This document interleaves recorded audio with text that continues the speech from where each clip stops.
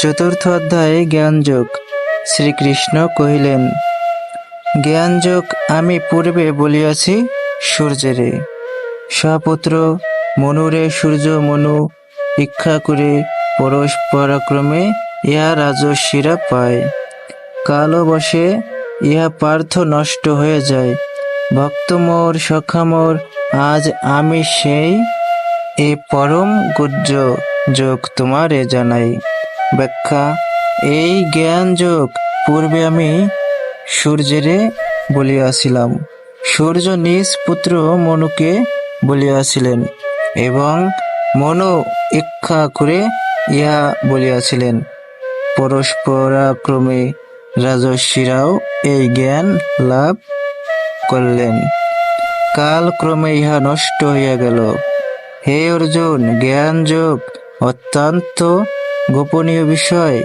তুমি আমার ভক্ত সখা, সেই জন্য আমি তোমাকে এই জ্ঞান জানাইতেছি।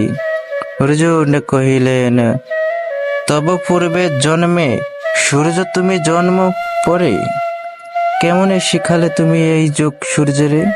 শ্রীকৃষ্ণ কহিলেন, বহুবার জন্মিয়াছি, তুমি আর আমি জ্ঞাত আছি পার্থ, বলিয়া আছো তুমি।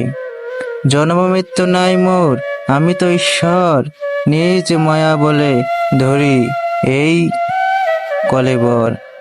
অর্জুন বলিলেন, হে কৃষ্ণ, আগে সূর্যের জন্ম পরে তোমার জন্ম?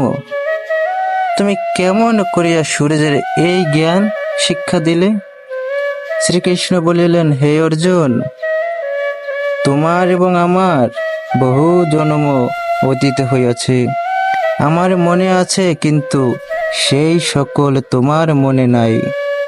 আমার জন্ম নাই, মৃত্যু নাই, আমি সর্বভূতের ঈশ্বর। আমি নিজের মায়া বলে শরীর ধারণ করিয়া থাকি।